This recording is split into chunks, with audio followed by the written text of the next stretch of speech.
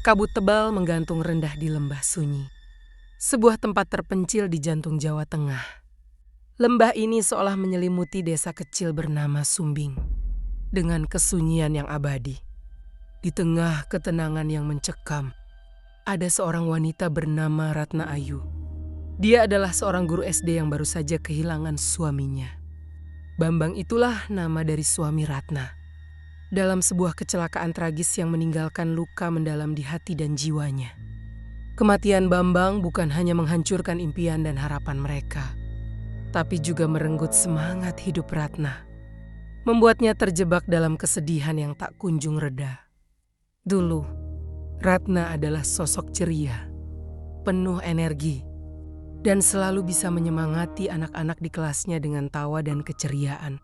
Tapi sekarang, senyumnya menghilang, digantikan oleh kesedihan yang membebani setiap langkahnya. Dia menarik diri dari kehidupan sosial, menghabiskan hari-harinya di rumah kayu sederhana mereka yang terletak di pinggir sawah hijau. Di sana, Ratna sering duduk di beranda, menatap kosong ke ladang yang dulunya menjadi saksi kebahagiaan mereka. Menghabiskan waktu berjam-jam membaca buku tua yang ditinggalkan oleh Bambang. Buku-buku itu berisi catatan tentang cerita rakyat Jawa, mitos kuno, dan legenda-legenda yang terlupakan. Seolah menjadi teman setia yang memahami kesedihannya. Desa Sumbing sendiri menyimpan banyak cerita yang mungkin sudah lama terlupakan. Konon, lembah ini dulunya adalah tempat keramat, dihuni oleh makhluk halus, dan roh leluhur yang menjaga keseimbangan antara dunia nyata dan dunia gaib. Penduduk desa percaya bahwa jika seseorang dalam keadaan jiwa yang lemah, seperti yang dialami Ratna, mereka akan lebih mudah terpengaruh oleh kekuatan gaib di sekitar mereka. Di tengah kesedihannya, Ratna mulai merasakan kehadiran aneh di sekitarnya. Seperti bisikan lembut angin, cahaya samar di malam hari, dan aroma bunga yang tiba-tiba muncul tanpa sebab. Dalam keheningan itu, Ratna berusaha menemukan kembali jati dirinya. Dia mulai menulis, menggambarkan perasaannya dalam bentuk puisi dan cerita, berharap bisa mengalirkan semua kesedihan yang membebani hatinya. Dengan setiap kata yang ditulis, ia merasakan sedikit demi sedikit beban itu terangkat. Hanya mungkin melalui kata-kata dan kenangan yang hidup di dalam buku-buku itu, Ratna bisa menemukan kembali cahaya yang hilang dalam hidupnya. Dan di tengah lembah sunyi yang seolah tak berujung ini, harapan baru perlahan mulai tumbuh. Pak Karto, tetangga Ratna yang juga merupakan tokoh yang disegani di desa, seringkali mencoba menghibur Ratna. Tetapi usahanya selalu sia-sia. Ratna, kamu harus kuat. Bambang pasti tidak ingin melihatmu seperti ini, ujarnya sambil menyerahkan sepiring kue apem, makanan tradisional yang sering dipersembahkan kepada leluhur. Ratna hanya tersenyum tipis. Terima kasih Pak Karto, tapi rasanya hampa sekali. Seolah-olah separuh jiwaku ikut pergi bersamanya. Pak Karto menghela napas. Ia khawatir dengan Ratna. Ia tahu betapa dalamnya kesedihan yang Ratna rasakan. Tetapi ia juga takut Ratna akan hanyut dalam kegelapan, terjerat oleh kekuatan mistis yang bersembunyi di lembah sunyi. Beberapa minggu berlalu, Ratna semakin menarik diri dari dunia luar. Ia berhenti mengajar, menolak semua tawaran bantuan dari teman-teman dan tetangganya. Ia menghabiskan hari-harinya dengan membaca buku-buku Bambang, tenggelam dalam dunia mitos dan legenda. Suatu malam ketika hujan deras mengguyur desa, Ratna menemukan sebuah buku tua yang tersembunyi di balik tumpukan buku lainnya. Buku itu tidak memiliki judul, hanya sampul kulit yang usang dan berdebu. Dengan hati-hati Ratna membuka buku itu. Di dalam lemari tua yang sudah berdebu, Ratna menemukan sebuah catatan kuno yang ditulis oleh Bambang, suaminya yang telah pergi. Tulisan tangan itu memancarkan aura misterius yang menarik perhatian Ratna. Di dalamnya terdapat penjelasan tentang sebuah ritual yang jarang terdengar, bernama tirakat bayangan. Konon ritual ini bisa membuka jendela menuju dunia roh, memungkinkan seseorang untuk berkomunikasi dengan yang tak terlihat. Tirakat bayangan adalah ritual untuk melihat yang tak terlihat, berbicara dengan yang tak terdengar. Bisik Ratna pelan, seolah-olah kata-kata itu bisa membawanya kembali kepada Bambang. Matanya tak berkedip, terfokus pada tulisan yang membawa kembali kenangan manis sekaligus pahit. Hatinya berdebar kencang, merasakan campur aduk antara rasa takut dan harapan. Dalam sekejap sebuah ide gila mulai merayap di benaknya. Apa jadinya jika ia benar-benar melakukan ritual itu? Mungkin ia bisa berbicara dengan sang suami. Meskipun hanya dalam waktu singkat, ia bisa mendapatkan petunjuk tentang bagaimana melanjutkan hidup tanpa sosok yang sangat ia cintai. Walau Ratna tahu bahwa ritual itu berbahaya dan tak bisa dianggap remeh, rasa kesedihan yang menggunung dan keputusasaannya yang dalam membuatnya tak bisa menahan diri. Aku harus mencobanya, tekadnya. Suara hatinya menggema, mendesaknya untuk melangkah maju meski ada resiko yang mengintai. Persiapan untuk tirakat bayangan tidaklah sederhana. Ratna harus mencari bunga melati putih yang harum, 7 batang lilin yang menyala, dan sepotong kain kafan yang telah dibersihkan. Setiap benda yang ia kumpulkan terasa seperti bagian dari puzzle yang harus ia selesaikan. Ia harus melakukannya di tempat yang sepi dan gelap, saat bulan purnama bersinar penuh, menciptakan suasana magis yang diinginkannya. Dengan setiap langkah, Ratna merasakan ketegangan yang semakin membesar. Apakah ia siap untuk menghadapi apapun yang mungkin muncul dari kegelapan? Namun di balik rasa takut itu, ada secercah harapan yang membuatnya terus melangkah. Kini hanya waktu yang bisa menjawab apakah tirakat bayangan akan membawanya kepada Bambang, atau sekadar menambah rasa kehilangan yang sudah ada. Dengan hati-hati, Ratna mengikuti instruksi yang tertulis di buku Bambang. Seolah-olah dia sedang melakukan ritual dari film horor paling mendebarkan. Ia menyalakan lilin-lilin itu dengan tangan bergetar, menaburkan bunga melati di sekelilingnya, seperti menggelar karpet untuk sesuatu yang luar biasa, dan membungkus dirinya dengan kain kafan yang tampak lebih dramatis daripada kostum. Suaranya saat ia mulai membaca mantra-mantra kuno yang tertulis di buku itu bergetar dengan ketakutan dan harapan, seolah-olah dia sedang memanggil roh-roh dari dimensi lain. Apakah ini semua akan berhasil?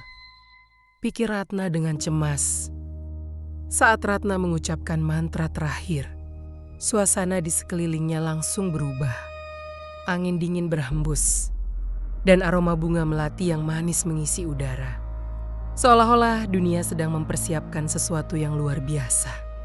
Bayangan-bayangan misterius mulai menari-nari menambah kesan magis yang aneh. Dan suara-suara bisikan samar mengisi telinganya, membuat jantungnya berdebar lebih cepat. Ia merasakan tubuhnya seolah terlepas, melayang di atas tanah dengan sensasi yang sulit dijelaskan. Pandangannya mulai kabur, dan dunia nyata perlahan menghilang, digantikan oleh kegelapan yang menakutkan. Dalam kegelapan itu sosok-sosok aneh berkelana. Makhluk-makhluk halus dan roh-roh leluhur yang tampak mengawasi. Mereka menatap Ratna dengan mata kosong, seolah-olah sedang meneliti. Makhluk dari dunia lain yang tiba-tiba muncul di hadapan mereka. Di tengah kegelapan yang menakutkan itu, Ratna tiba-tiba melihat sosok yang sangat dikenalnya. Jantungnya berdegup kencang ketika ia mengenali Bambang, sosok yang selalu ada dalam pikirannya. Bambang, teriaknya, berlari mendekat dengan harapan dan kerinduan yang mendalam. Dalam kegelapan yang menakutkan itu, ada secercah harapan yang menyala. Bambang menatap Ratna dengan senyuman yang tampak tipis. Namun di balik senyumnya, ada kegelapan yang menyelimuti. Kenapa kamu datang ke sini? Suaranya bergetar dalam keheningan malam yang mencekam. Aku merindukanmu. Jawab Ratna, air matanya mengalir deras, menciptakan jejak basah di pipinya. Setiap tetesnya seolah menyampaikan rasa rindu yang tak tertahankan, mengalir dari hatinya yang penuh harapan. Kamu seharusnya tidak datang ke sini, kata Bambang, suaranya dingin dan datar, seperti embun pagi yang membekukan. Tempat ini bukan untukmu. Ini bukan sekadar tempat Ratna. Ini adalah batas antara dunia kita dan yang tak terlihat. Ratna merasa bingung, matanya berkilau penuh pertanyaan. Apa maksudmu? Ia berusaha memahami. Namun jawaban Bambang seolah tersimpan dalam kabut tebal yang tak bisa dijangkau. Kamu telah membuka pintu yang seharusnya tetap tertutup. Cetus Bambang, tatapannya tajam dan penuh penyesalan. Sekarang kamu akan menjadi bagian dari dunia ini selamanya. Tidak ada jalan kembali. Ketakutan mulai merayap dalam diri Ratna. Ia berusaha untuk mundur, untuk kembali ke dunianya yang penuh warna. Tetapi langkahnya terhenti. Ia terjebak di antara dua dunia, dikelilingi oleh makhluk-makhluk halus yang menakutkan, yang berbisik dalam bahasa yang tidak ia mengerti. Saat itu Ratna menyadari bahwa tirakat bayangan bukanlah jembatan untuk berkomunikasi dengan orang yang telah pergi. Itu adalah pintu gerbang menuju kekuatan gaib yang berbahaya. Dan ia telah melakukan kesalahan fatal dengan melangkah ke dalamnya. Kini ia terperangkap dalam jaring tak kasat mata, di mana harapan dan ketakutan saling bertarung dalam kegelapan yang tak berujung. Ratna mencoba berteriak, tetapi suaranya tercekat di tenggorokan. Makhluk-makhluk di sekitarnya semakin mendekat, dan ia mulai melihat detail yang mengerikan. Mereka kecil, kurus, dengan kepala besar dan mata yang kosong. Kulit mereka pucat kehijauan, dan tubuh mereka tampak basah kuyup, seolah-olah baru saja keluar dari air.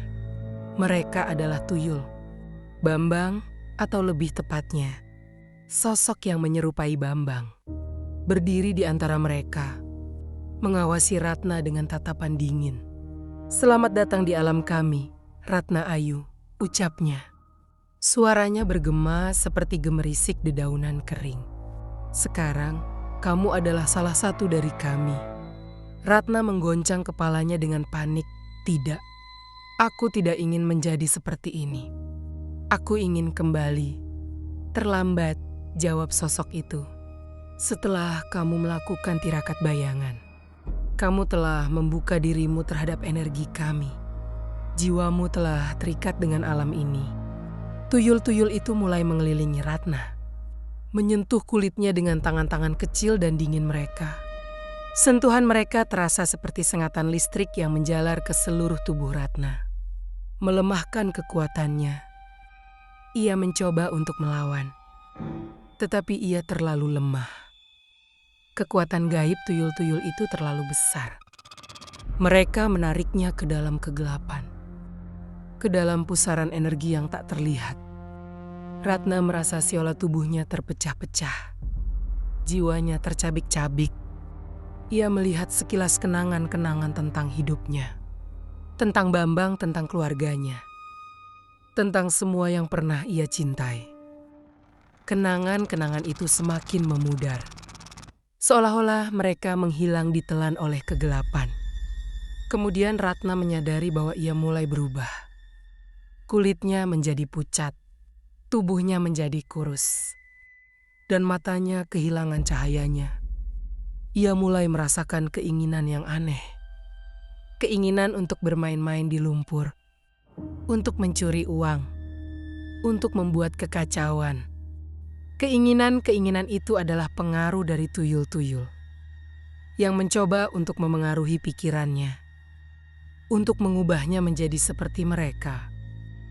Ratna berjuang melawan pengaruh itu, tetapi semakin lama ia berada di alam tuyul, semakin sulit baginya untuk mempertahankan kewarasannya.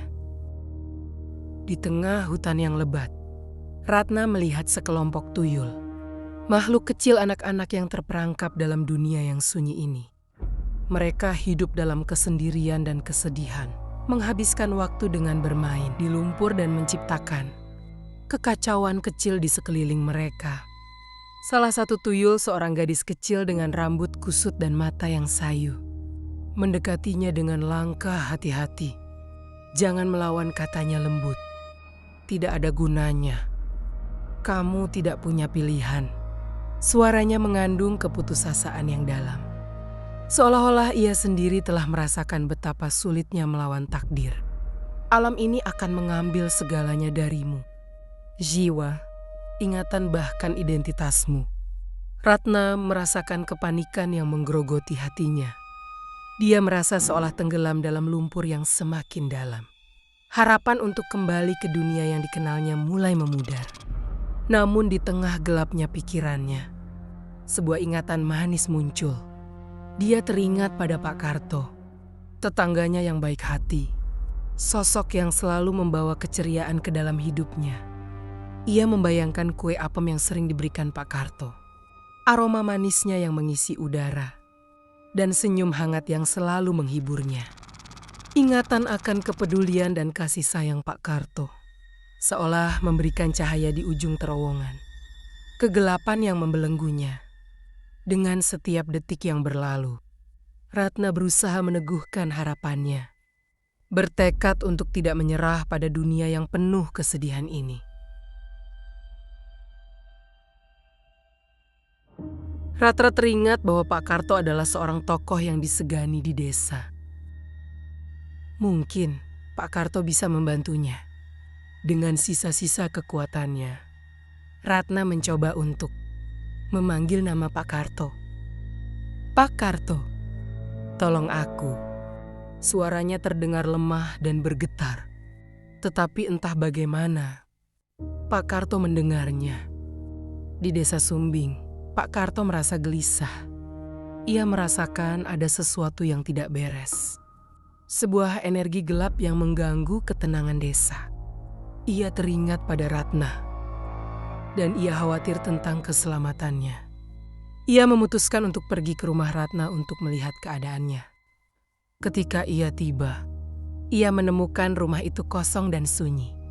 Namun, ia merasakan kehadiran gaib yang kuat di dalam rumah itu. Pak Karto mulai melakukan ritual perlindungan, membaca mantra-mantra kuno dan membakar dupa. Ia mencoba untuk berkomunikasi dengan roh-roh leluhur, meminta bantuan mereka untuk menemukan Ratna. Kemudian ia mendengar suara bisikan yang lemah, memanggil namanya. Suara itu datang dari dalam rumah. Pak Karto mengikuti suara itu. Ia menemukan sebuah ruangan tersembunyi di belakang lemari buku. Di dalam ruangan itu, ia melihat Ratna terbaring di lantai, dikelilingi oleh tuyul-tuyul yang menakutkan. Pak Karto terkejut melihat pemandangan itu. Ia segera menyadari bahwa Ratna telah terjerat dalam kekuatan gaib tuyul-tuyul dan ia harus bertindak cepat untuk menyelamatkannya. Pak Karto segera mulai melafalkan ayat kursi, ayat dari Al-Quran, yang diakini memiliki kekuatan perlindungan luar biasa terhadap roh jahat. Suaranya menggema dengan keyakinan yang tak tergoyahkan. Ruangan itu dipenuhi irama lantunan ayat suci, menjadi cahaya di tengah kegelapan yang menyesakkan. Para tuyul menjerit, mundur dari suara itu. Tubuh kecil mereka mulai gemetar, wujud mereka yang menyerupai bayangan, bergetar seperti bara yang hampir padam. Ratna yang masih berjuang melawan kegelapan, merasakan hangat menyelubungi dirinya, menjadi perisai rapuh terhadap dinginnya alam tuyul.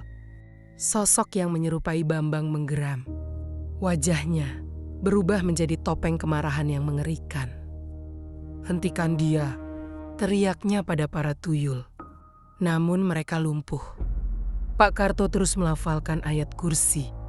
Suaranya semakin kuat. Seiring berjalannya waktu, ia mulai memercikan air suci ke seluruh ruangan, membentuk lingkaran pelindung di sekitar Ratna. Air itu mendesis ketika menyentuh para tuyul, membuat mereka menggeliat kesakitan. Sakit yang luar biasa menjalar dalam tubuh Ratna, seolah-olah ia sedang dicabik dari dalam. Pengaruh tuyul mulai melemah. Namun cengkeraman mereka masih kuat. Ia bisa merasakan ingatannya, kepribadiannya bahkan jiwanya. Perlahan mengikis Ratna. Teriak Pak Karto. Suaranya penuh ketegangan. Bertahanlah. Ingat siapa dirimu. Ingat cintamu pada Bambang. Keluargamu, murid-muridmu. Jangan biarkan mereka mengambilmu. Ratna memejamkan mata erat-erat. Berusaha sekuat tenaga. Menggenggam kepingan masa lalunya. Ia mengingat tawa Bambang dan hangat pelukannya. Kebanggaan yang ia rasakan saat murid-muridnya berhasil. Kenangan-kenangan itu, meski mulai memudar tapi menjadi tali penyelamatnya. Saat Pak Karto melafalkan bagian akhir dari ayat kursi, cahaya terang menyembur dari kedua tangannya. Menyelimuti ruangan para tuyul menjerit serempak. Tubuh mereka larut menjadi asap. Sosok menyerupai Bambang mengeluarkan jeritan terakhir yang menyayat sebelum lenyap dan menghilang. Cahaya itu mereda dan Ratna jatuh ke lantai. Pak Karto segera menghampirinya. Wajahnya dipenuhi kekhawatiran. "Ratna, kau baik-baik saja?" tanyanya lembut. Ratna perlahan membuka matanya. Tatapannya kosong, ia melihat sekeliling ruangan. Mencoba memahami apa yang baru saja terjadi. "Pak Karto, apa yang terjadi?" gumamnya. "Kau terperangkap Ratna." "Jelas Pak Karto. Para tuyul mereka mencoba menguasaimu. Tapi alhamdulillah kita berhasil memutus cengkeraman mereka." Ratna duduk memegang kepalanya. Ia merasa lemah dan bingung, tapi juga merasa lebih ringan.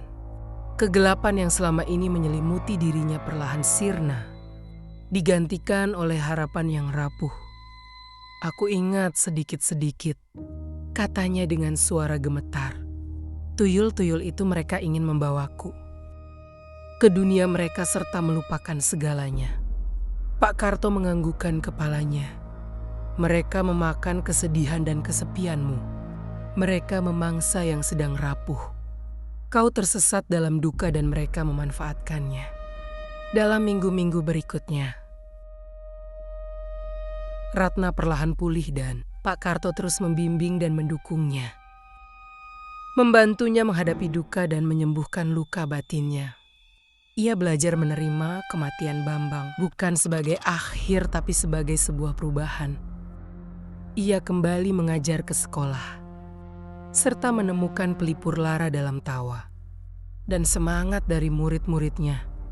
Dia merasa kembali terhubung dengan teman-temannya dan tetangganya serta kerabat, menemukan kembali kebahagiaan dalam kebersamaan.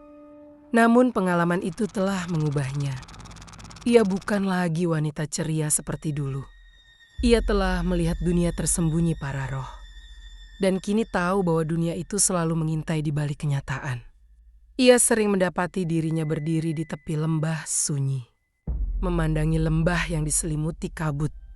Ia masih bisa merasakan tarikan samar, bisikan dari alam tuyul.